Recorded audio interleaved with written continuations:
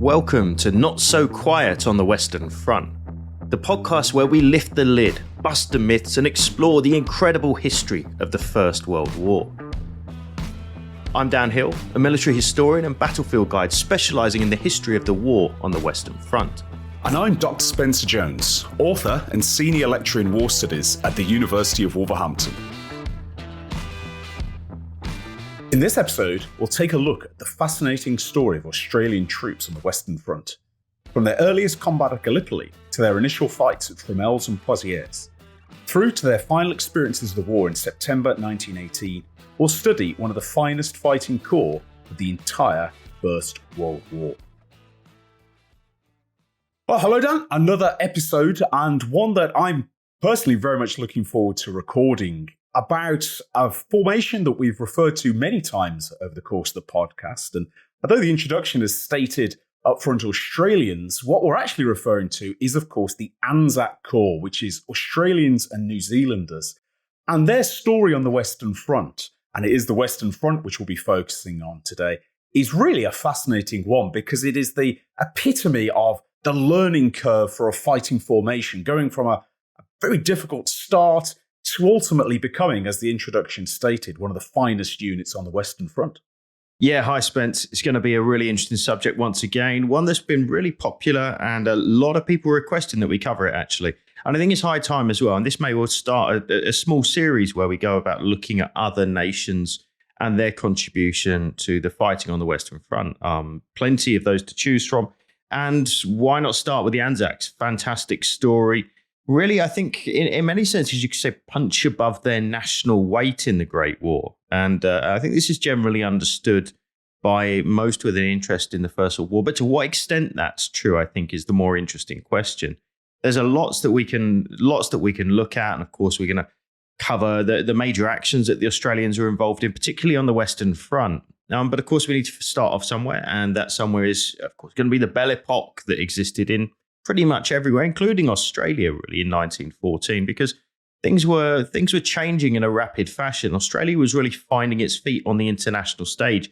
And actually, the Great War, for all its negatives, maybe has even a positive in there for the Australians. This is an interesting point, and something that certainly in Britain, or if you're non-Australian, we're apt to forget is that Australia as a nation was a very new creation in the world. In the 20th century, the Federation Act, which had brought together the individual Australian states, had only actually occurred in the start of the 20th century. And it had occurred partially, at least, because of Australia's own experience sending volunteers to fight in the Boer War, a much earlier conflict, and one that has a big role in Australian identity and a big role on its military identity too. And so Australia was of the major British Empire nations, and particularly I'm thinking here Canada, New Zealand, Australia, South Africa, India, that were going to send military forces. Australia was, in many senses of the word, the youngest of the nations, though of course it had had white settlement there for many years beforehand. And we can make a case, I think, that in some ways Australian national identity, which still is felt, I think, to an extent today, is bound up very much in the experience of the First World War. Because whereas the Boer War had been a national event in Australia, inevitably the number of men who were sent to the Boer War was relatively small. It's a relatively small war for Australia. Doesn't have that bigger impact. Probably its biggest impact in Australia is the execution of Harry Breaker Morant for various crimes in South Africa and its controversial effects in Australia, which we discussed briefly in the episode on military execution. But the First World War is going to be, in some ways, Australia's first truly national event. And it is going to reshape the Australian image of itself, its expectations of itself, and it's going to have a huge effect, of course, on relations, in fact, between the Australian Army and the British Army that goes right into the Second World War. Indeed it will. And whilst we're talking about the Brits, of course, we need to consider the fact that Australia, as that young nation, of course, still has hugely close ties with Britain.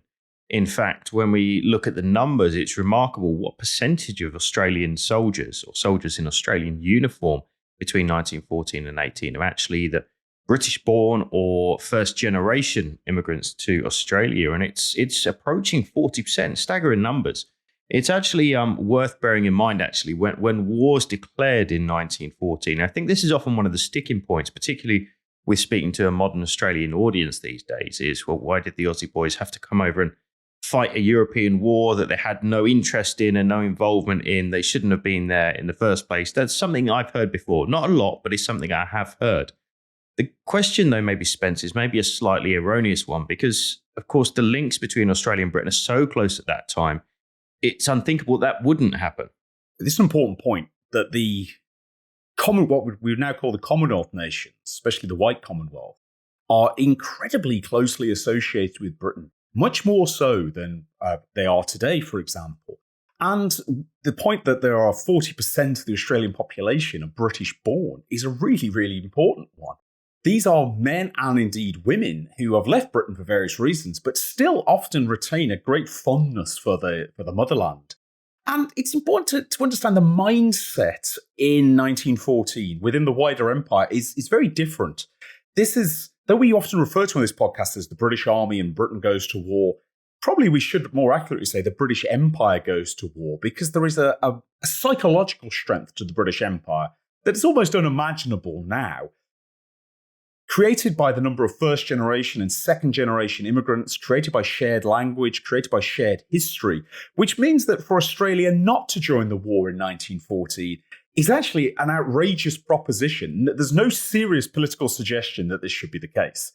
It's absolutely accepted by, apart from a handful of political figures in Australia, that Australia, and also I should add New Zealand, we're not trying to discriminate against New Zealand, we're just ranking the nations in order of size here, will contribute to the war effort. In fact, actually, in Australia, there's been growing attempts to actually create a modern Australian military through various militia organisations. There's actually a conscription act actually passed before the First World War, although it's never really implemented. Basically, people find ways around it. But there's been a lot of thought, actually, about how will Australia and New Zealand actually contribute to Britain if Britain is involved in a major war in Europe. And so it's absolutely not a surprise. It may look surprising to us now in the 21st century, but in 1914, it would have been surprising to the world if this hadn't happened. These nations were part of the British Empire, and when Britain, the homeland, the motherland, was in its hour of need, it was completely expected these nations would contribute because they were all part of a wider British Empire. And so when the war actually breaks out in August 1914, or at least from a British Empire perspective, it's completely understandable that there's a very, very big rush to the colours in Australia to volunteer to fight in this European war. Yeah, as you say, Spence, both Australia and New Zealand, enormous numbers, considering the size of the relative populations here. Taking Australia as an example, they have a 4 million population about the time that war is declared. Of that number, 416,000 men will enlist in the Great War. Bear in mind, this is going to be a volunteer-only army throughout the entirety of the Great War, which is almost unique across the fighting nations. That works out to 38% of the male fighting age population volunteering to join the army. 334,000 of those are actually going to see overseas service. And the proportional percentage in the New Zealand army, including casualties, is even higher. These are people who are really keen to go and do their bit. And as you said at the start there's a national reputation at stake here as well. There's almost a little echo of the Home Rule, which I think will be a great episode to cover at some point, with actually people joining up in big numbers to show Great Britain, to show the United Kingdom, actually, we're big boys, we can look after ourselves. We don't need to be necessarily dictated to by London. And actually, Australia, in some senses, is doing that. This is the formation of that national identity. And the amount of people that go out and fight, I think, is testament to the fact that Australia really feels that they want to put in a shift here. And they certainly do as the war goes on. This is a really important point. It applies to Australia and New Zealand, applies to Canada, applies to parts of South Africa, applies to India. The idea that these nations actually want to prove themselves, that this is part of their national identity, that they are willing to contribute to a wider imperial war. There's already been examples of this in the Boer War, where Canada, Australia, New Zealand all contribute. And now this much bigger war, a war where now Britain's national survival is at stake. The contributions, there's almost a a race, in fact, to who can contribute the most. And actually, in fact, that's very interesting in an Australian perspective, because there is a pre-existing Australian plan prior to 1914 about mobilizing a comparatively small force, about the size of a division. So a division, including its artillery, is about 18,000 men, of whom about 12,000 are infantry. And the Australians think they can muster somewhere between 10,000 and 20,000 soldiers from their pre-existing militias. That's actually an existing plan. It's on paper, it exists. But the problem that actually occurs that when the war breaks out, word reaches Australia that Canada are going to raise this massive volunteer army. They're going to send tens of thousands of men. And the Australian government, the body politic, suddenly says, well, we can't be seen to be less enthusiastic than the Canadians. We have to raise a volunteer force as well. And indeed they do. And an interesting point, because it's contrasts in some ways with the British experience. We've talked about the British experience of volunteering. Why wouldn't you volunteer? Life's pretty hard in Britain, very poor in many places, gives you an opportunity. I suppose an interesting point for Australia and New Zealand is why volunteer when the quality of life actually in Australia and New Zealand, they're certainly poor areas, is generally better than the quality of life in Britain. And yet you're volunteering to give up this life, which if you're a first-generation immigrant, you've escaped that life once. Now you're volunteering to give up your life in Australia and New Zealand, join the military, go out and fight. And that's an interesting aspect too. And there has been some work done on why is there such Australian and New Zealand volunteerism. That feeling that Britain is in genuine danger is certainly a motivator. But the other motivator is, and it's true of all the nations that operate some sort of voluntary enlistment, it's just exciting. It's an adventure. You're going to go out with your mates, go and fight. There's going to be action, adventure, romance maybe, and you're going to come back, hopefully relatively quickly, with incredible stories to share. And so there is no shortage of volunteers, especially in that first rush in 1914. But that poses some problems. All the armies that have mass volunteerism have a certain degree of problems because the armies just aren't set up to accommodate these. Britain has that problem. But in Australia, this problem's acute because whereas at least Britain has a standing army, it has existing military facilities, it has an existing war industry. In Australia, aside from the militia system, there's absolutely no war industries in Australia. There's no grounds in which to train on. There's no instructors. There's no system you can actually be part of. In fact, we read a lot about the volunteers just occupying the large race courses in Sydney and Melbourne and hanging around waiting for something to happen. And so just as the British have a problem with the volunteer army, they're raising it from scratch, the Australians and the New Zealanders have this, but multiplied many times over. There's just nobody to train these men. And that's going to be a major issue. In fact, it's going to be one that the British themselves are going to be quite concerned about. So we have to remember the initial raising, at least, of those first divisions, originally those guys that are going to make their way over to Gallipoli, is just going to be a single Australian division. This is the original envisaging, at least, a single Australian division, a brigade of light horse, and, of course, a New Zealand contingent as well. Now, very, very, very quickly, that's blown out of the water because the numbers are exponentially higher than that. And so we're going to end up with 5 fighting divisions in Australia with the 6th raised that's going to start replenishing the ranks of the fighting 5. It's going to be a huge undertaking. But the Brits are concerned. They know they've got, and let's go back to this idea really briefly, because I think it's an important one, Spence, is the idea of the individuals themselves. You mentioned the sense of adventure. I know we discussed this when we looked at the Tommy Atkins episode. You have to remember, these Australians are physically very tough and hardy people. These are people that have already, in many cases, elected to go on a life of adventure by leaving behind whatever their situation was in the UK, in many cases crossing the globe, which itself was very difficult at that time, chancing their lot to see what life will throw in their direction. These are the kind of people actually you really want in an army. In fact, being out in the outback and places like this also helps them become physically strong. So what we have is a physically tough, a literally larger soldier than the British soldier, about 2 inches taller on average and substantially heavier. These are hardy individuals, but they don't really have any fighting pedigree and they don't have any opportunity to get that because there's such a lack of military experience in Australia at that time. As a result, when the British Army is looking at their particular enemies at that time, they're looking at the Germans and they're thinking, not really sure we want to put the Australians up against the Germans yet. Ultimately, what an option it proves to be, because they plan to send the ANZACs to Gallipoli with the idea that the Ottomans, the Ottoman Empire, primarily Turkish troops, are really second rate, maybe even third rate, that they might be a match for local Arab tribes, but they're not going to stand up to plucky British and Australian and New Zealand troops. As we know, this is a gross underestimation of the fighting power of the Ottomans. But it's for this reason that the Australians aren't immediately sent to the Western Front. They actually go to Egypt to start with. They're organised there, and then they become part of the Mediterranean Expeditionary Force that will ultimately land at Gallipoli.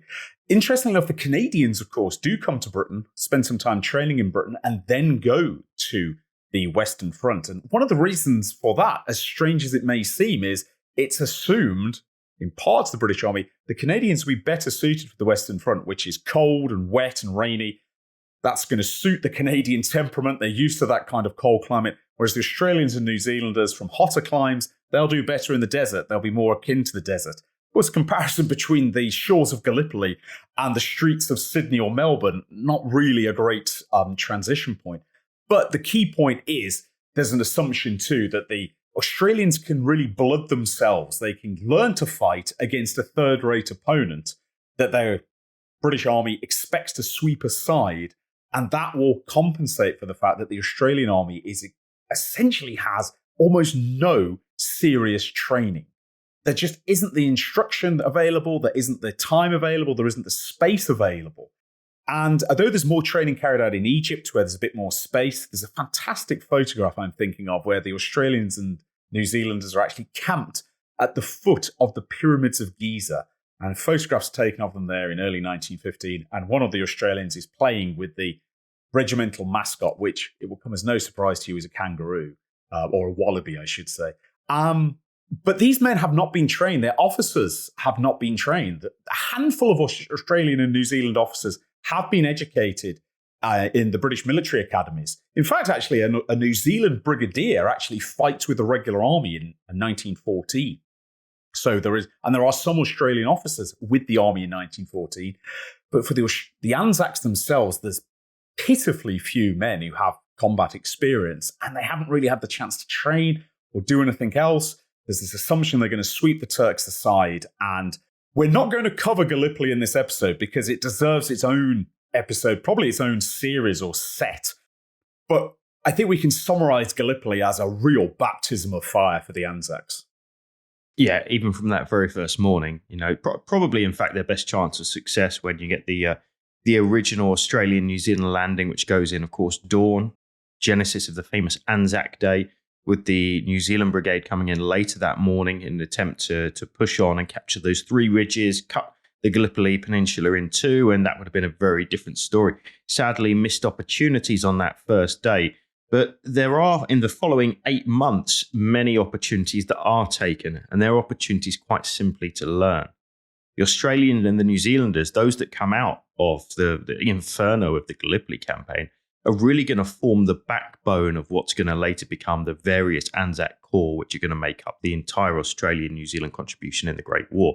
Those veterans are going to be scattered throughout the different divisions, and they're going to really make a difference. And we remember, whilst we've got that hardy stock, but we've got that lack of experience, what Gallipoli does do is it sprinkles a lot of experience into that hardy stock that's coming in, and the bar is going to rise really from that moment onwards. So when the first troops arrive in Marseille in March of 1916 to start their war on the Western Front, which is going to be, of course, the bulk of this episode, there's already a feeling that the Australians have got some serious potential, but it's going to take a while before we get there, Spence. It is. And as well as that military potential, one thing that does come out of Gallipoli and the hardships, the brutality of the Gallipoli campaign, the cost of the Gallipoli campaign is the ANZACs begin to develop their own unique psychology, military spirit. The ANZACs are different. We've already established this. Generally bigger men, generally fitter men than the regular volunteer in Britain. They're also better paid, I should add, than the British soldier, substantially better paid than the British soldier, in fact. But coming from a relatively new nations, Australia and New Zealand, the army is new itself. The Anzac force is new. There is not really a standing army in this part of the world. And so it has to form its own military identity. And that baptism of fire on the first day, the landings at Gallipoli, which of course are now commemorated, in fact, as Anzac Day in April 1915, is just the beginning of a brutal campaign that only ends in January 1916 with evacuation. But what happens once the Anzacs have endured this and have moved away from it? Not only have they gained military experience, they've gained an identity. And this identity has been described as Anzac spirit or Anzac attitude. And it's not unique to Australians. It's shared by Australians and New Zealanders. The New Zealanders, incidentally, New Zealand, a small country, cannot raise its own army. And so it's folded into the Anzacs initially as part of a brigade. Later, it will form its own division on the Western Front. But the Anzac spirit is a really interesting one that's noticed really as early as 1915 before Gallipoli and becomes more and more prominent as that campaign goes on. And it's journalists who are covering the campaign, who are studying it, soldiers' letters home, reminiscences of veterans who've been invalided out and go back to Australia to tell the story, all start to create this idea. And what is the Anzac spirit? I think it's a mixture of things. I think it emphasizes the sheer endurance that's necessary in Gallipoli, the courage, the ingenuity, because resources at Gallipoli are Spartan and sparse and new ideas have to be created. But it also speaks of Australian and New Zealand morale, which is often defined by good humour, but often sardonic humour, a certain lack of respect for convention, especially British military convention, comradeship or mateship, and also one of my favourite words, larrikinism. And a larrikin is actually an old-fashioned British word from my part of the world, the Midlands, which describes a sort of naughty person, a mischievous person, usually a young man or a younger man. Could also mean a lout, a hoodlum, not really a thug, but it's certainly somebody who's not going to really pay much attention to authority. They're going to push what's possible. They're going to tweak the tail of authority. And it's interesting that this old Midlands word, really used to describe country bumpkins as much as anything else, starts to get applied to Australian and New Zealand soldiers. Larrikinism is this mischievous spirit that actually infuses a lot of the Anzac Corps, that they're not adverse to, shall we say, taking things that don't necessarily belong to them. They're not adverse to answering back to officers or passing comment well within the earshot of passing generals, these kind of things. And so we have an identity. And as the Anzacs begin to arrive on the Western Front, this identity is already set. It's quite clear that the Anzacs are different to British soldiers, different to Canadian soldiers too. The outlook on life is a little bit different. And the Anzac spirit, this mixture of courage, determination, ingenuity, but also very tight comradeship and a certain disregard for authority, means that the Anzacs arrive with tremendous potential. They've been blooded in Gallipoli. They have clearly a very strong military identity. And quite a lot is actually expected from them as they arrive on the Western Front. But the Western Front is a completely different battlefield to Gallipoli. And as awful as Gallipoli was, as bloody and hard fought as it was, the Western Front is something completely different, a much more industrialized, in some ways a much more intense war against the German army, which is considered the finest in Europe. And the Australians are going to endure another tough learning curve once they arrive on the Western Front, Dan. Yeah, and just going back one step, just very briefly, as somebody that spent Anzac Day in New Zealand this year, I can tell you that Anzac spirit is very much alive and well, and it's a pleasure to behold. But as you say, spirit's only going to get you so far. Not going to stop bullets. It's not going to stop you from making an error that's going to cost you your life on the battlefield. That only comes with experience.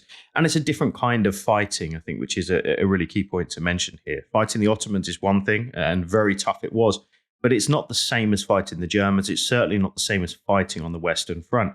And so, like everybody that turns up on the Western Front, the Australians and the New Zealanders, first of all, they've got to learn.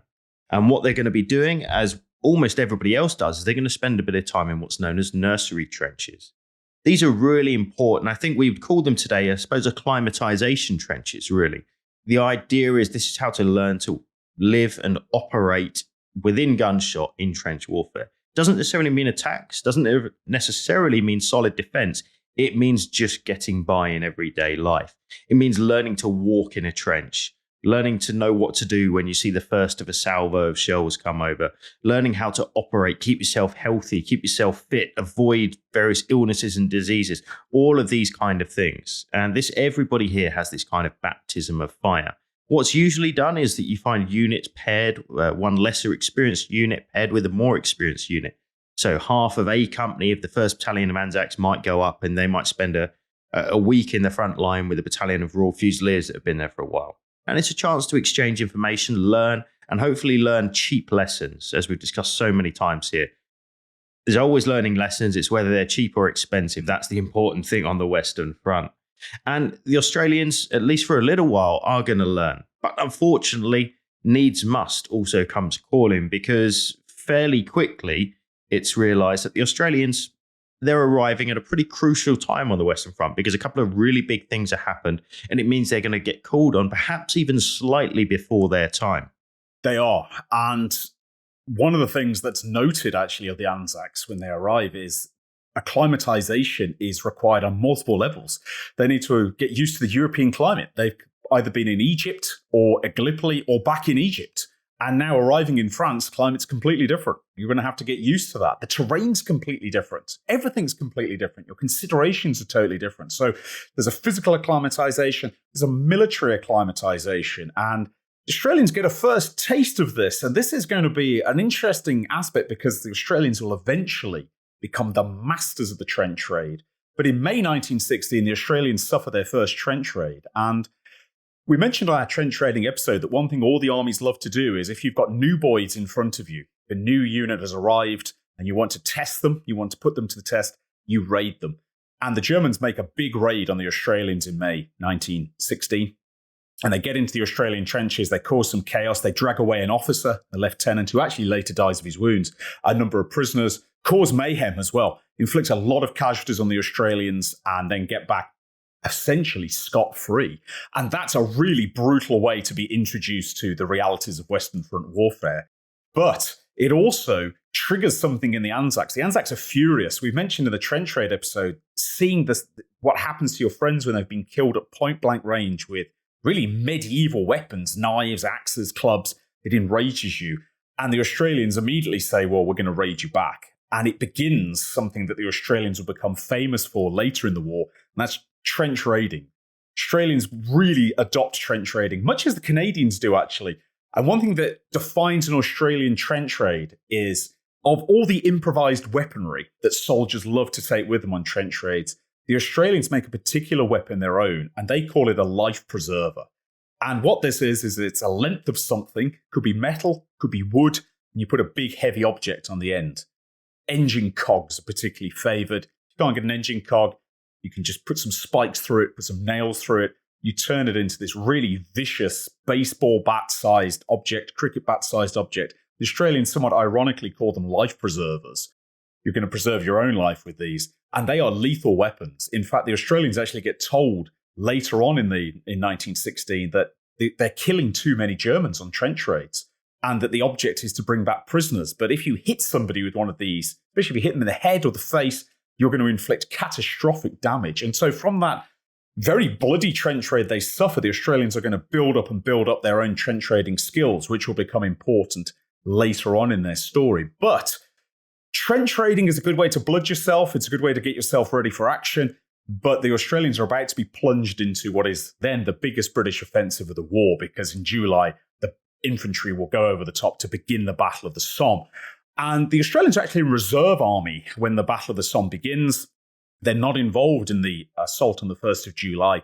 But as the Somme swirls and as the British focus moves from the north of the battlefield down to the south, they get put in with reserve army, soon to be renamed 5th Army. And their objective is going to be to fight along the Pozieres Ridge and fight in this region. And it's going to be some extremely bloody and intense fighting. Yeah, it's going to be, Pozieres Ridge, I think, really defines the Anzac story, certainly in 1916. But there's even one event that comes on before that, and it's the first formal over-the-top attack that the Australians are going to be involved in, on the Western Front at least. It is related to the Somme, and in fact, it's directly related to what goes on at Pozieres later on. But of course, further up the line, before that happens, we're going to have another action that's going to take place. It's going to be a single division, and it's not one of the divisions that's come from Gallipoli, which is really interesting. The Gallipoli divisions are going to make it straight down to the Somme to Pozieres. It's the 5th Division who are newly arrived, who are going to be those guys that are going to go into action at a little-known place called Fromelles. Now, Fromelles, for anybody that's been out to the Western Front, or perhaps even listened to earlier episodes of this podcast, is famous really as 1915 battlefield. Orber's Ridge, the battle that's fought there, Festubert, to an extent, Neuve-Chapelle, they're all in that same kind of area. Now, what's originally thought with regards to these Australians of the 5th Div who were going to make it down to the Somme, some intelligence comes in and in effect it says, we think the Germans are under pressure and they're shifting some of their troops from north around just south of the Ypres salient. They're going to go and reinforce the Somme. What we need you to do is launch a diversionary attack up in the Fromelles sector, capture a stretch of ground and pin those German reserves in place. Now, as it happens, actually that intelligence proves false. Germans haven't relocated any troops, and you're going to get a 2-division attack that goes in. On the left side, the Australian 5th Div. On the right side, from memory, I think it's the British 62nd, I think. I can't remember now. They're going to go in side by side, and they've got a big feature right in between the middle of those divisions known as the Sugarloaf. And on the 19th of July, 1916, there's going to be an assault that goes in various different waves across dead, flat ground, sadly with guys that have got no experience of going over the top. And it's somewhere where the regular British Army have failed several times the years before. It's actually protecting Lille, so it's a big part of what's known as the Lille defence ring, which makes it nigh on impossible to get into. And what we see in 1916 really is a 1915 style battle. It's an absolute bloodbath, and the Australian 5th Division lose 5,500 casualties in the period of 24 hours. That is quite simply the bloodiest day for Australians in the entire Great War, and it's their very first day out. So 5th Division gets an extremely bloody nose spent, but within just days down to the south, Pozieres, basically the next most horrific actions of the entire Great War, are going to be hot on their heels. What a baptism of fire, and it's really striking. Fromelles is an awful battle. It's a disaster for Allied forces completely, and as much analysed, of course, by modern academics, and indeed, still attracts many visitors to this day. They're still finding, of course, the fallen around Fromelles to this day and still burying them. Complete disaster. As you aptly put down, a 1915 battle, but fought in 1916. And that speaks as well. Although the plan that the Australians are lumbered with is appalling and it's almost never going to work, insufficient support, everything that could go wrong, very 1915-esque in that sense. The experience is absolutely shattering and a real blast. And these are men, of course, exposed to this type of battle for the first time. The British Army's endured these in 15, has the French, but then it's experienced this and see the grim realities of ill-prepared attacks on the Western Front. And in many ways, it's that trend will continue because the fighting along the Pozieres Ridge is absolutely grueling. The Pozieres Ridge, given its name, of course, by the village of Pozieres, which is reduced to wreck and ruin pretty early on in the battle. And the ANZACs, as well as fighting along this position in the midst of the ongoing Battle of the Somme, they're also under the command, the army command of one Hubert Gough, who is the youngest army commander in the British Army. Very impulsive character, hugely aggressive. In the language of the day, he's described as a thruster. He likes to attack. He likes to push his forces on and on and on. And he is now in charge of course, the ANZACs. He doesn't really sort of grade them in any other way. He assumes they're just a British formation. He's going to use them really as a spearhead to try and fight their way along the Pozieres Ridge. And initially, these assaults actually start out reasonably well. Pozieres is captured by the Australians. But what happens at Pozieres is the Anzac Corps ends up fighting on a more and more narrow frontage. It gets almost boxed in. It becomes almost fixated on these very small, bloody advances. Now, partially that's because the nature of the battle dictates this. You're just not going to break through on the Somme in August 1916. But it also speaks to some of the problems that the Anzacs have. they're just not experienced at a command level in this type of warfare. They're not experienced in coordinating their infantry and their artillery. So just give you a little flavour of that, the safe range, it's believed, for Australian infantry and artillery to cooperate is 200 yards. That means shells should be bursting at least 200 yards in front of the Australian infantry as they advance. But of course, in the British Army, that is dropping dramatically to 50 yards. So you can burst your shells really close in front of your infantry. It'll give them more protection. The infantry can really follow that barrage straight into the trenches, a creeping barrage. Australians don't have that until later in the Battle of the Somme. And it's very difficult for the artillery and the infantry to coordinate it. And so the Australians fight ferociously hard on the Pozieres Ridge, but each assault that they make is for a little less ground, but suffers a little more casualties. And it is a grueling bloodbath down that goes on for months. Yeah, absolutely. And Pozieres, actually, in terms of visiting places on the battlefield, is one of my favourite spots to go and visit. It's a tiny, inconsequential village. I mean, I say inconsequential, it's actually in a very strategically important place, directly astride the Roman road running from Albert to Bapaume. So as far as the Battle of the Somme goes, it's right in the heart of the battlefield. But you can be in and out of Pozieres in a car in probably about 45 seconds. But the ruin of this place, and in particular a fortified farm beyond it, the name of which was Mouquet Farm, known to the Australians as Mucky Farm and known to the Brits as Moo Cow Farm, depending on which way you want to look at it. It's the classic Tommy speak of the time.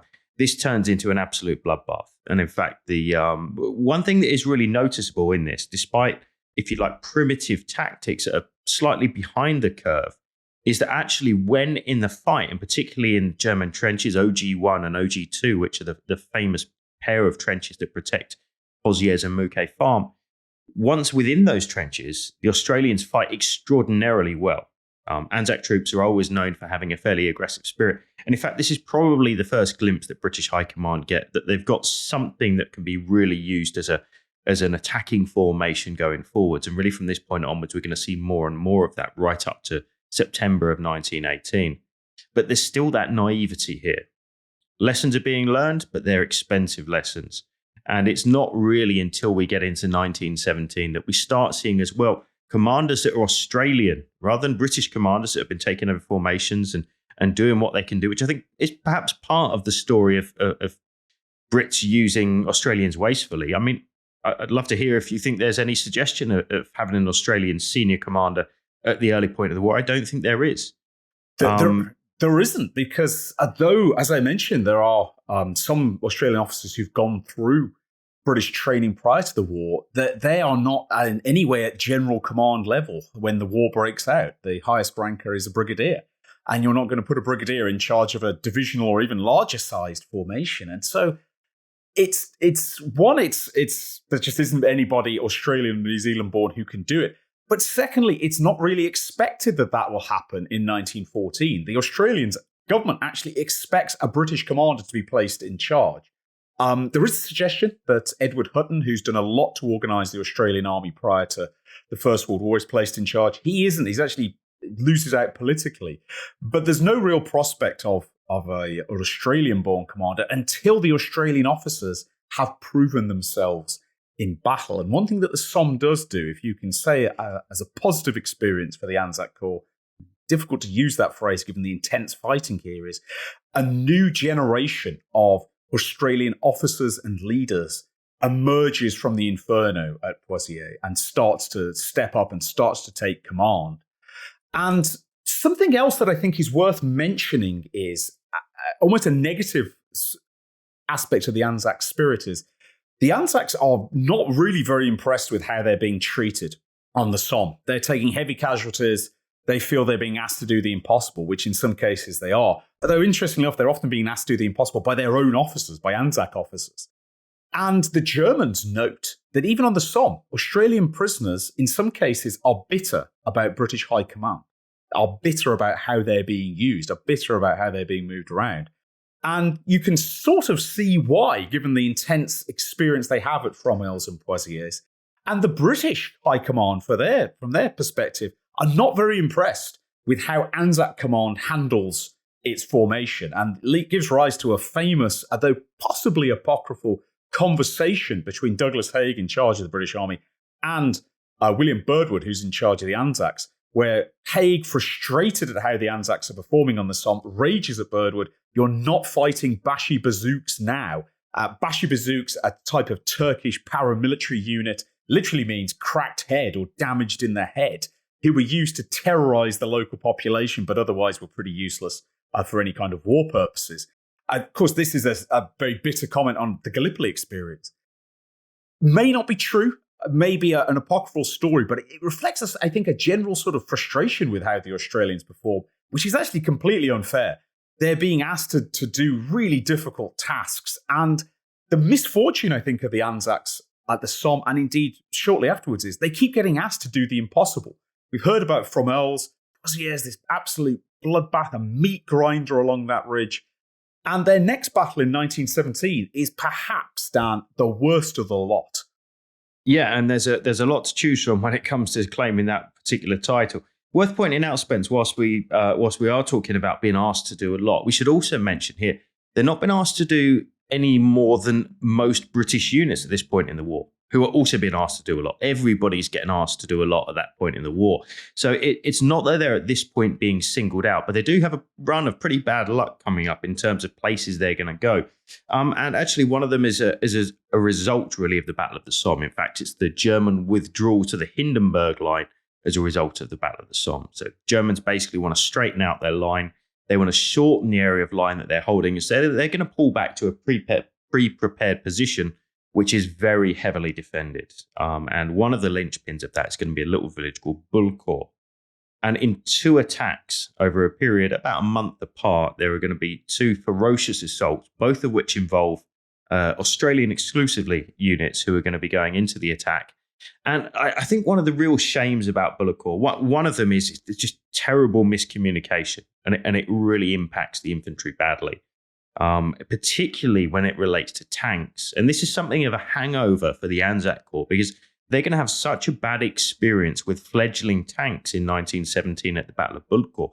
Really, they never, until about July of 1918, are going to regain their trust at the Battle of Hamel, where they're going to finally start to trust the fact that tanks are actually a useful weapon of war.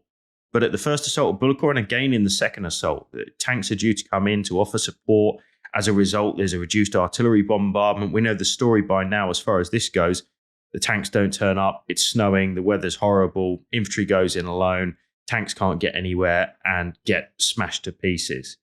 It's again a fairly predictable 1916, early 1917 assault. And it's what makes it, I think, less excusable is the fact that it's against the Hindenburg Line, which everybody, by the time they get there, realise this is an extremely heavily defended German position, almost to the point of being impregnable. Not quite, as the Australian infantry themselves will prove in the second attack when they get into and capture a section of the Hindenburg Line, which is a remarkable feat in itself. But still, I mean, it's incredibly tall ask. It is. And Bullecourt is just a tragedy from beginning to end. Just about everything that can go wrong does go wrong. There's a book with title, I think, sums up Bullecourt, and it's just called The Blood Tub, because that's really what it was. As you say, Dan, an ambitious plan to use early tanks, some gas, actually, there's a gas release upon the German defences, and then rush the position is just falls to pieces, because this position, part of the Hindenburg Line, is built to the highest standards that German defensive engineering can create in early 17. And once again, we find Hubert Goff is at least partially to blame for this. Goff is always impulsive, he's always hyper-aggressive. He thinks that the German retreat to the Hindenburg Line shows the Germans are really in trouble, they're demoralized. Now's the time to chase them and push them really hard. And what Goff hasn't really perceived, he's not alone in this, is that the Germans aren't running away, they're making a very organized fighting retreat, actually, to a new defensive position. And once they've reached that defensive position, they are stopping and they're inviting Allied attacks. And Goff rushes the Anzacs with these new tanks into basically an unwinnable battle. And it is absolutely disastrous in many respects. The weather's appalling. It's very cold, unseasonably cold in April and May 1917. The tanks don't work properly. The battle just degenerates into a real bloodbath where it just carries on far too long, as often these battles do. And in fact, the experience of Bullecourt and what a car crash of a battle it is. Heavy casualties, and by now the Australians have suffered heavy casualties at Gallipoli. They've suffered heavy casualties on the Somme. Now they've suffered heavy casualties at Bullecourt. And it actually leads to disquiet in Australia, because there's a sense that is coming back from Australian soldiers who are complaining about this experience, coming back into Australia, getting into the press, reaching politicians that, hey, the Australians, the ANZACs, are being misused. They're being thrown away to spare the lives of British soldiers. Now, as you said, Dan, that's not true. Everybody's being asked to make really, really tough sacrifices, really fight very hard. But for the Australian army, and the ANZACs in particular, this is actually really quite a dangerous situation, because they cannot sustain massive casualties, especially the Australians can't, because they're all volunteer. Conscription is not introduced in Australia. There were 2 referenda about it. Both of them are defeated, so they're reliant on voluntary enlistment. And for the New Zealanders, who form their own New Zealand division now, although they have conscription, their population is just so small, they can't afford to just keep having their forces smashed as well. And it leads, in fact, to talk where eventually the Australian government tells the British government, we don't want the ANZACs fighting under Gough's command anymore. We think he's mistreating them. And that's an interesting example of the Australians, the ANZACs, becoming their own national army. It's happening to the Canadians too in 1917. By 1917, the ANZACs aren't just a part of the British Army anymore. They're starting to think we are an ANZAC army, Australian and New Zealand army, and we can appeal to our own governments. And indeed, the British government accepts that and effectively makes it not law, but it makes it standard practice in the summer of 1917 that the imperial governments of Canada, New Zealand, and Australia, though they don't have a say in overall military operations, really, they do have a say about their contingents. And it's a necessary change, because otherwise there's a risk you're going to fracture the unity we talked about in 1914 that had brought these imperial troops together. In 1917, some of that goodwill is being evaporated. And yet, one thing to say is, despite these absolutely bloody and bruising experiences in 16 and 17, the ANZACs are noticeably getting better. They are getting more and more experienced. As horrendous as Bullecourt is, it's testament to the sheer tenacity of the ANZACs that they managed to break into the German defences at all. And really what the ANZACs, I think, are waiting for at this stage is just a chance to show their skills, to show what they can do. And it's fascinating to me that you can really trace this progression of the ANZACs as a fighting force from Fromelles, that ghastly introduction to the Western Front, up to the summer of 1917. And it's really in the summer of 1917, after the disaster at Bullecourt, that the ANZACs start to really nail a claim to say, look, we're actually an elite formation. Yeah, this is the as far as I can see, the most influential battle that the ANZACs are involved in. It's going to be the Battle of Messen, which takes place, of course, in June of 1917. And I think it's influential for a couple of reasons. Some of them are very obvious, great performance on the battlefield. Others, I think, is the opportunity that the Battle of Messen offers, particularly to ANZAC commanders. So we have to mention at this point, the Battle of Messen, at least, is no longer going to be fought under Gough, but rather under a new general by the name of General Herbert Plumer. He is going to be very influential, particularly for the name when it comes to talking about ANZACs in the Great War, which is going to be Sir John Monash. So what we need to remember here is during the Battle of Messen, you've got 2 Australian divisions involved, the 3rd and the 4th Division. The 3rd Division is commanded by John Monash himself. They're going to be going over the top on the opening day of the Battle of Messen, famously under a huge, well-timed, well-prepared bombardment with massive mine explosions that we've previously covered before. To their left flank is going to be assaulting the New Zealand Division, who I think are quite potentially the heroes of the Battle of Messen, because they really do some extraordinary things in capturing Messen itself, driving through some of the key German defences in that entire area. And in effect, Messen is a very, very well planned, meticulously planned set-piece assault that uses all of the puzzle pieces that are currently available to any decent commander who's looking at the Western Front, figuring out they've only got to get a limited objective. What can we use to protect our troops in doing that? And Plumer is absolutely the right guy for this job. He looks at every possible detail. He brings troops behind the lines. He gets them looking at large-scale maps. He gets them doing mock-up fights. He gets them looking at how to raid a trench, how to advance behind a close artillery bombardment, all of the kind of things that we see in 1918. And leaning right over his shoulder the whole time with notebook in hand and figuring out exactly how this should be done and even working his own tweaks on how to improve it is, of course, John Monash. I think this is a great moment to just dwell a little bit on John Monash, because he's a fascinating figure himself and probably needs no introduction to our Australian listeners. But for those of you from elsewhere in the world, he's a very interesting character. He's born in Australia. He's Australian born, but he's not actually from British parentage. His parents are actually Jews who've left what is now modern day Poland. And he comes from a Polish family name. That part of Poland at the time is part of Germany. It's now part of Poland, but he's the child of Polish Jews, arrives in Melbourne in Victoria, and he's obviously got talent. He's a bright guy. He meets all kinds of interesting people. He claims to have had an encounter with the famous Bush outlaw Ned Kelly during this time, and he's a really interesting character because he's not in any respect, it would seem, a natural soldier. The son of Polish immigrants to Australia. Why would he feel the need to join the military? And he's obviously a very talented businessman. He works in various private contractor jobs as a bridge and railway engineer. But he's got a military interest because he actually joins the pre-war Australian Defence Force as an artillery officer.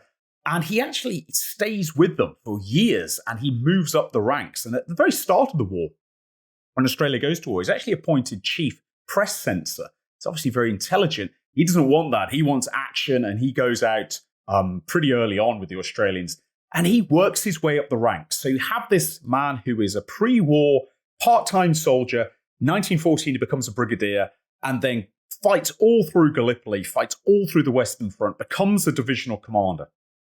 And his talents are evident. This is a man who's got a number of assets. He's meticulous. He has an unusual attention to detail, but not frivolous detail. Because I think all of us can sometimes have that attention to detail, but it can become picky or finicky. Monash has a really good talent for understanding what's important and what's not. And one thing that, above all else, Monash values, it's training and preparation. He's known for being a pretty hard trainer, actually, of his troops. Now, that doesn't mean he's brutal or a martinet. It just means he pushes his troops. He expects the best from his junior officers. And very quickly, through the campaign on the Western Front, he's establishing himself as a really talented divisional commander. He's in charge of Australian 3rd Division. And you mentioned that he really is good at learning from others, taking information from others. And whereas Monash has, shall we say, some pretty choice views about what he thinks about Hubert Gough, Monash and Plumer are very similar characters. Plumer is very detail-oriented. He's very organized. He's very, very meticulous. So's Monash. And the two immediately bond well together. They see talent in each other. But Monash's talent is very quickly widely recognized. It's multifaceted, really. As well as being very good with detail, very keen on training, he's naturally a fast learner. He's curious. He reads widely. He's known for his quite forceful, if you will, interviews with other generals where he's not trying to find them out, he's trying to draw information from them. But at the same time, he's also quite good at speaking to soldiers if he meets them, or junior officers where he's perhaps less ferocious, and he's got a good feel for this. He understands something about the Australian mindset. And given a chance, he really quickly starts to prove this man has talent. And it's actually Douglas Haig, the same man who was lambasting the ANZACs over, you're not fighting Bashi bazooks in 1916. He's the one. Haig, he's recommended. Monash is recommended to Haig, and Haig confirms that he wants Monash to be promoted to command the entirety of ANZAC Corps, which, of course, he will go on to do. And he's innovative. He's detail-oriented. He's sometimes portrayed, I think, now as absolutely exceptional in the context of the First World War. I think he's exceptional in the sense that of the senior British commanders, and of course he's part of a British army, even though he's in charge of ANZACs, he comes from an unusual background. Essentially, he's an Australian territorial soldier. And there aren't very few territorial officers from the British army go as high as Monash. So in that sense, he's different. Perhaps he's more open to ideas. Perhaps he's less hidebound by conventions than others.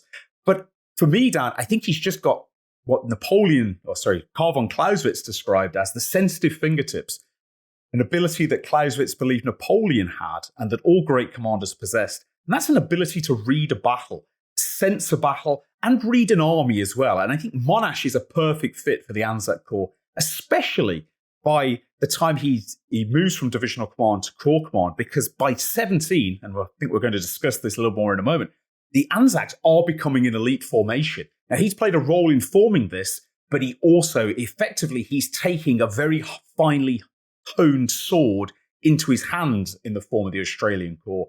It's not he's building it from scratch, but he's played a role in developing this elite spirit too.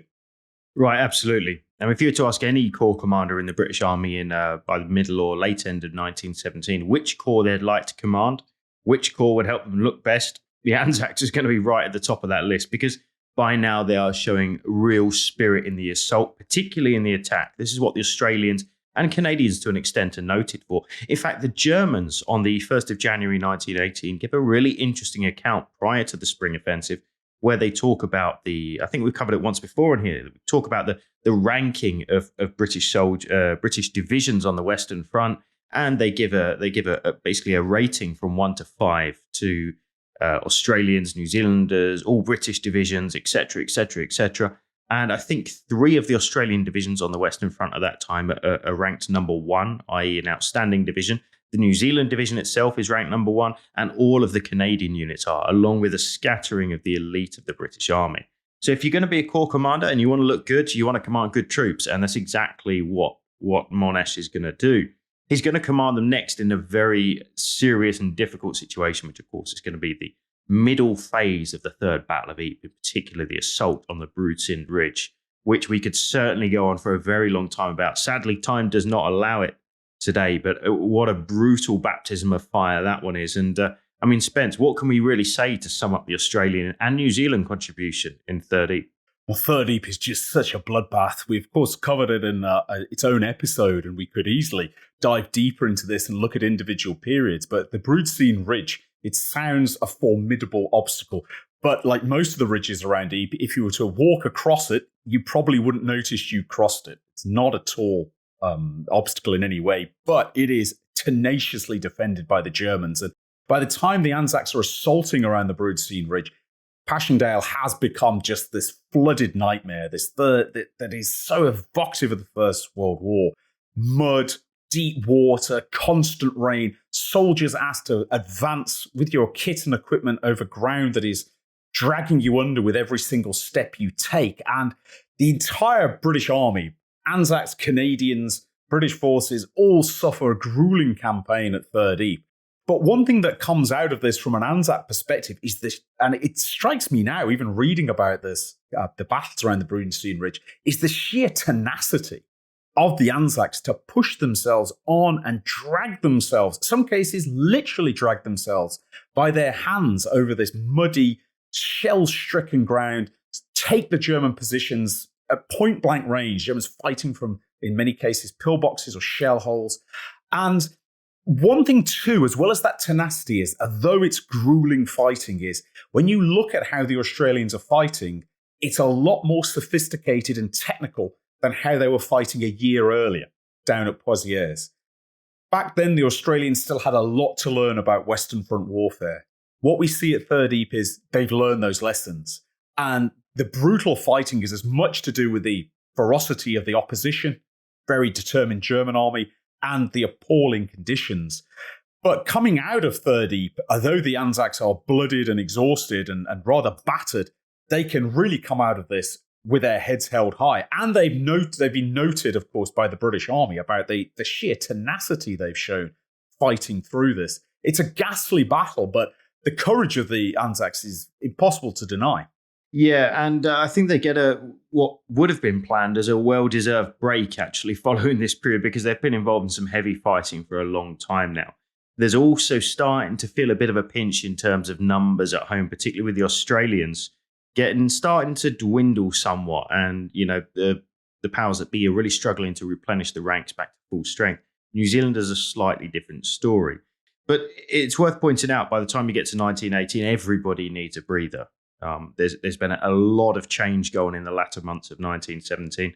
And unfortunately, the Germans, of course, haven't read the script because they're going to launch some serious assaults, which are going to go on throughout March and into April and so on and so forth, as we've discussed before. What's really important to remember here, actually, is that the if you like, the high tide mark, at least in the British sector, of the German Spring Offensive is going to be around the little village of Villers-Bretonneux, which is today actually home to the Sir John Monash Centre, which is where the Australian centre of pilgrimage on the western frontiers. And it's actually a single brigade that were up at rest in Belgium who were brought in and thrown into the line at the last minute to hold on to Villers-Bretonneux and to stem that German tide. I should say this brigade does not fight alone. They fight alongside Brits. They fight alongside French as well. And I think it's quite fitting that the great German Spring Offensive, at least for this phase, is halted by a multinational force. But it also ends up being the same area that the Australians in particular are going to come and occupy, this time fighting with all of their divisions together. And they're going to launch an assault out. And it's going to encapsulate really over a space of a couple of months, Spence, the subsequent assault out of Villers-Bretonneux, and then the famous, very, very short attack, which is going to go in at a place called Le Hamel. It is. And just before we get onto this, which really will summarize the Anzac experience in early 18, it's worth just noting that the pressures that are now on the Australians especially. I mentioned before that the Australians and the New Zealanders cannot just keep replacing lost manpower for various reasons. And Australia had two referenda about whether conscription should be introduced, one at the end of, or late 1916, and one at the end of 17. Both were defeated. The October 1916 referendum on it was defeated by an incredibly slender margin. Just 51% voted no to conscription. Very, very close call. But the 1917 one was more decisive. Almost 54% actually voted against conscription in December 1917.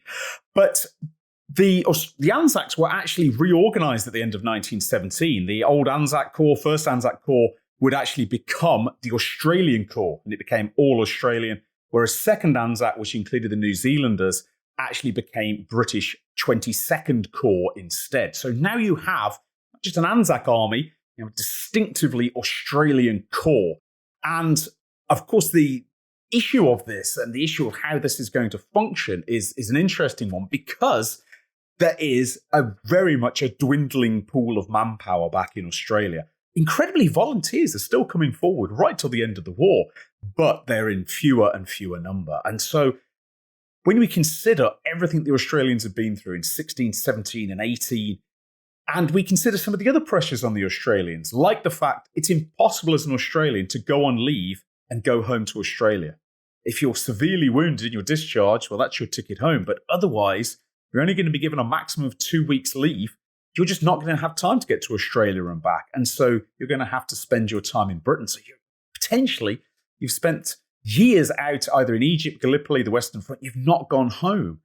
And you might be forgiven, listeners, for thinking, well, this must have really eroded Australian morale. They must have been exhausted by this stage. And in some senses, they were. They were tired. Some of the battalions were below strength. But what is amazing about this is how hard they continue to fight. And I think a lot of this comes from the Anzac spirit that we've described, their sense of uniqueness, their sense of determination. But it's not just about spirit, because we're coming up to Le Hamel, and this is, if anything, this is, dare I say, it's redemption for all of the hardships the Australians have gone through, from the landings at Gallipoli to Fromelles to Bullecourt. Hamel is almost a picture-perfect battle. And of course, not only did the Australian Corps fight it, but they fight it under Monash, who's now been promoted to overall command of the Australian Corps. And by this stage, the Australians aren't just highly motivated, or aren't just highly experienced, I should say, with their own sense of motivation. They're also very, very, very good. They've shown this. They showed this at Bullecourt. They showed it at Messines Ridge. They showed this at Passchendaele.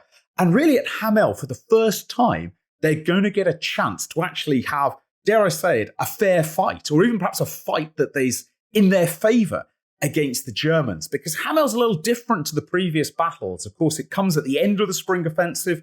The Western Front has broken down. The trench lines look very different to how they did in 1917. It's much more like the Second World War, with gaps between trenches, strong points, foxholes, rather than just that continuous line of barbed wire trenches. And the Australians are going to attack or approach these trenches with a style of assault which we now know in the British military as recce pull, I believe, where the idea that you're going to carry out a reconnaissance and if you find a gap, you're going to pull everyone into it, which is known instead to the Australians and to the British at the time as peaceful penetration. And that is said with very much a wink in one's eye. The Australians are well aware of the double entendre of this. But what peaceful penetration is a form of a mixture of patrolling and raiding and reconnaissance where, bear in mind, the trenches are rather different, not so heavily barbed wire. Relatively small groups of Australians will leave their defensive positions and they'll roam around no man's land. And they will keep trying to go into the German defensive zones. They will carry out raids. Remember, we've already mentioned the Australians are notoriously effective raiders. They'll try and carry out raids. They'll disrupt the Germans. They'll attack isolated German posts, chewing up, basically, in a very slow way, the German defences. The Australians also refer to this as prospecting, perhaps a reference to the Australian mining industry. And the Australians get incredibly good at it. And I'd like to just read out a little quote from a German source, actually. A chief of staff of German Second Army submitted a report about Australian peaceful penetration in July 1918. And he wrote this: "During the last few days, the Australians have succeeded in penetrating or taking prisoner single posts or pickets. They have gradually, sometimes even in daylight, succeeded in getting possession of a majority of the forward zone of a whole division. Our troops must fight. They must not give way at every opportunity to seek to avoid fighting. The best way to make the enemy more careful in his attempt to drive us bit by bit out of our line is to do active reconnaissance in return. The problem is, when the Germans try and do that active reconnaissance, they get ambushed by the Australians, they get picked off by the Australians, they get intercepted. And so peaceful penetration is this constant raiding, interfering, getting into the German defensive systems. It's almost like multiple special forces raids. And it weakens the German line before the major assault at Hamel. And Hamel on the 4th of July has been prepared by weeks of these small assaults, these small peaceful penetrations. And then Monash is going to put everything, all the pieces he has, into action for a large-scale assault. And it's not just going to be an Australian assault too. There's going to be British tanks there, and there's going to be American troops there. In fact, it's the first time American troops are commanded operationally by non-Americans, and an interesting factoid for our American listeners there. But Hamel is going to be a really impressive battle in all respects, Dan. It is. And actually, you make a really good point about the American involvement there. And let's bear in mind, this is a very deliberate decision. Americans have been put in to learn from guys that know what they're doing. And I think this is, in many senses, is a justification of the comment that Australians are amongst the elites of the BEF at that time. And American troops actually speak very highly of Australians and vice versa. They see in themselves, I think, that kind of 1915, 1916 style desire to get stuck into the enemy, even though they're, of course, exhausted by this point. But yes, as you say, Le Hamel, I think, is a fantastic action. I forget the exact number. You might be able to tell me here, Spence. It's a 93-minute battle, I think it's referred to as. That's what it's referred to as. There we go. And, it's pretty unique in some senses. It's been often put forward, as if you like, as the founding principles of all arms or combined arms warfare. And in a small scale, that is exactly what we see. We see things like aircraft dropping ammunition to tanks that are advancing across the ground. We see infantry now, Australian infantry for the first time following the debacle at Bullecourt, really having faith in the men driving tanks alongside them. And a big part of that is that Monash pulls them out of the line. He's aware of the situation, and he gets these guys side by side, talking to each other, operating behind the lines, training together to make sure that they've got that close communication on the battlefield, and they build that trust. This is the kind of meticulous nature that Monash has. I see a lot of Plumer at what I do in that Monash story. But there's also an argument here to say that the reason this is so successful, and at this stage in the war, is because for the first time, at least, Monash is a corps commander with a dedicated corps. He's got the skills and the ability himself, but he also has all the puzzle pieces, perhaps for the first time as well. So there's an interesting thing to say. Absolutely, it's a textbook attack, and it does set the scene for what's to follow. But it's also, in some senses, could it be overplayed to an extent, do you think?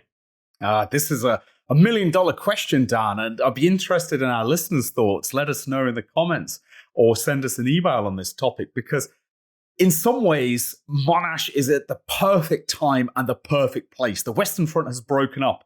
The Australian Corps, with, of course, British, American, and even some French artillery support, is at a peak of efficiency and equipment efficiency, whereas the Germans in front of him, chewed up, it must be said, by Australian efforts with peaceful penetration, but also by their casualties in the spring offensive, are weaker than they were perhaps a year earlier. So in some ways, everything is in place.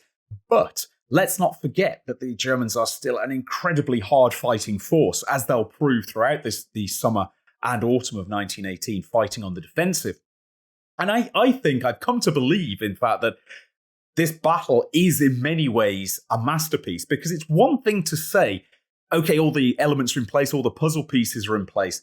It's another thing to use them and actually use them effectively. And here I think we see Monash's real skill. An interesting aspect, I think, of Monash is he gets better the higher he moves up the ranks.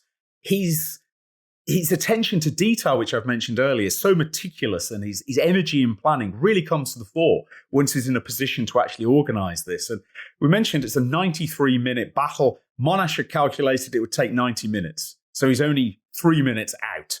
And the attack is almost a complete success. Yes, it is based on the fact that all these puzzle pieces exist, but they're still very skillfully put together. And it's a very, very impressive victory. It's a very impressive combined arms victory.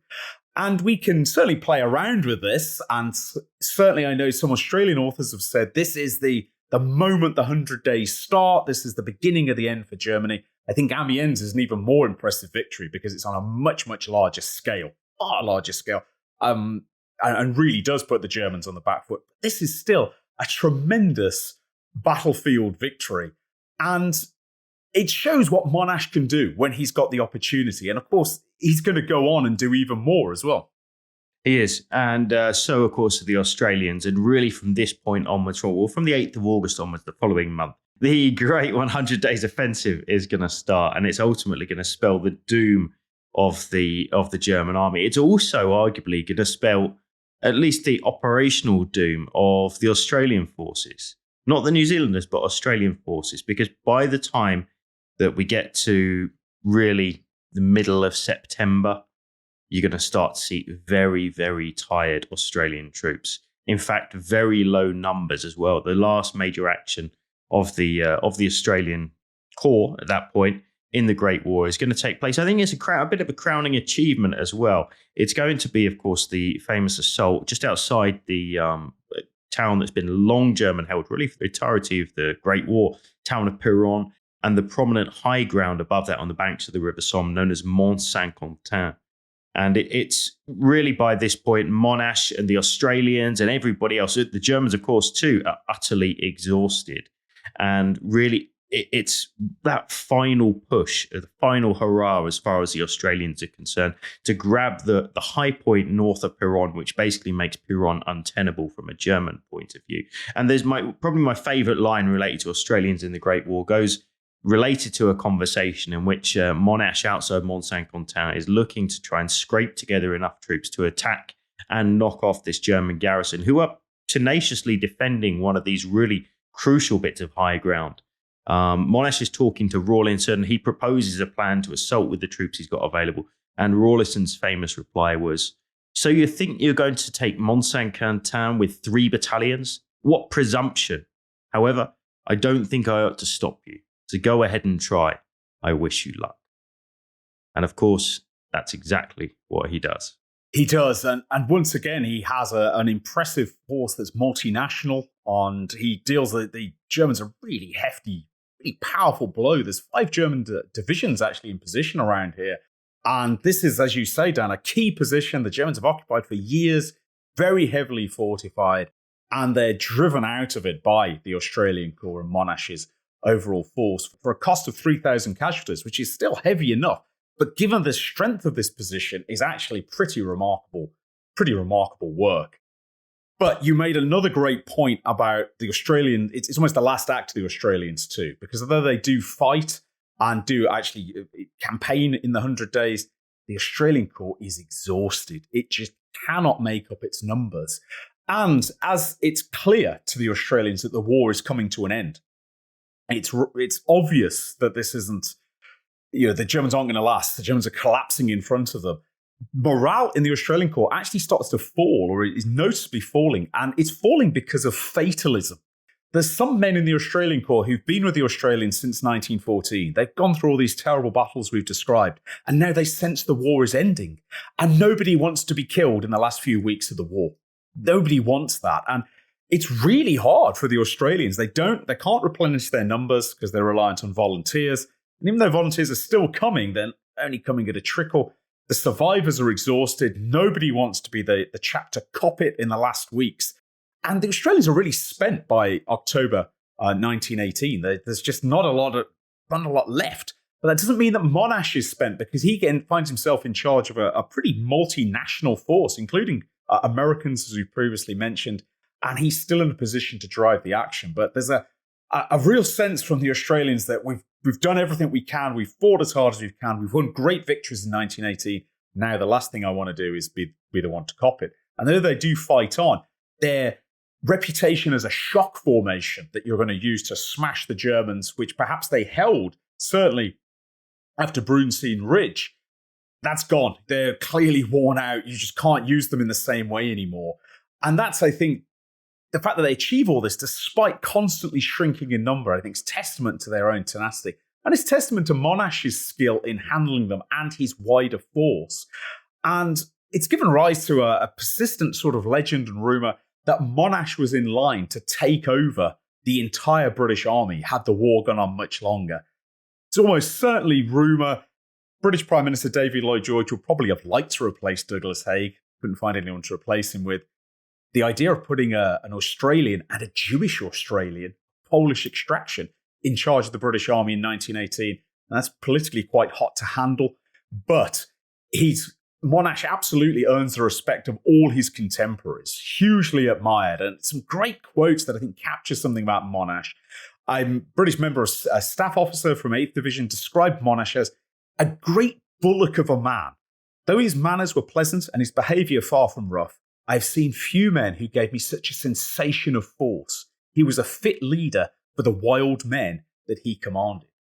And I think that brings us on to something to, just as we come to the end of this podcast, about Monash's talent. He's an Australian commander commanding Australian troops to really some of the greatest victories Australian military forces will ever win.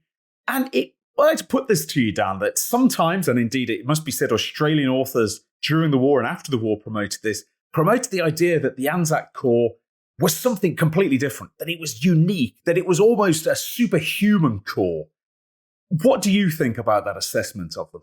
It's a great question. And I think given what we've just covered throughout this last hour and a little bit to kind of talk about that story, I think it would be an injustice to call the Australians superhuman, not only to the Australians themselves, but I think to the other men who fought incredibly tenaciously around them. I think what we can certainly say is the Australians as a corps, as a body of men, and the New Zealanders for that matter, both of them are elite, amongst the finest of those troops to be fielded during the Great War. And man for man, they probably pull a larger weight than most other formations. But are they superhuman? No. Are they dedicated, courageous, brave? Absolutely, all three of those. And I think that's probably the fairest way to remember them, because there are so many men of that ilk, many of whom, of course, never come home in the Great War, including those guys from Australia and New Zealand. But to say that they're anything other than an excellent formation who do a very difficult job very well, I don't think would be fair to them or to anybody else. No, I'm inclined to agree with you. And also something I'd like to emphasise, and I'm sure listeners you'll have picked up on this, is the Australian story is one of brutal learning. The first years of the war for the Australians and the New Zealanders is really incredibly tough. And that's true, of course, of the British Army as a whole, but perhaps it's almost uniquely difficult for the Australians going from Gallipoli to Fromelles to Bullecourt. And what the story of the Australians and New Zealanders in the war is to me is it's almost a story about how armies, and they are proto-national armies, how they develop in the crucible of battle, how they gradually improve, how superior leaders gradually rise to the top, like Monash, for example, how they go from brave, determined, highly motivated, high morale, but inexperienced in battle to this elite force that's able to carry out the peaceful penetration operations and then complex combined arms attacks as well, is a story about really a bloody redemption from their very difficult beginnings in the war to how they become an elite force. And we have to remember that that progress was not done on paper. It was ultimately done with the lives of soldiers. It was a bloody learning process. It was a school where you paid for your lessons in blood. But the fact that the Australians endured this, so did the New Zealanders, that they became this elite force, testament, I think, to just how determined these men were, especially when we consider the Australians were all volunteers to the very end. You've been listening to Not So Quiet on the Western Front, a Battle Guide production. If you've enjoyed this podcast, why not check out the Battle Guide YouTube channel, where we regularly release documentaries exploring some of the most famous and extraordinary episodes from throughout military history. If you'd like to support the Battle Guide team to create more content just like this, why not head over to our Patreon, where for the cost of just a cup of coffee, you can get access to full-length virtual battlefield tours, exclusive behind-the-scenes content, decide which subjects we cover in future podcasts and videos, and join a fantastic community of like-minded people. That's all this time. See you again soon. I was waiting for you to butcher all those French town names, but you didn't actually. You got them. Have you been practicing? I did a bit of practice on this one because I thought I was thinking, it's going to be funny. I'll give him some stick for that. Did you actually practice? I had a genuine practice. I actually used Google, typed in how to pronounce these names because I have had so many emails and messages. Some of them quite angry, saying, "Oh, really? Pronunciation's terrible. How can you do this?" And sorry, listeners, that's just the way I am. Nice. Like it, mate. Yeah, good stuff.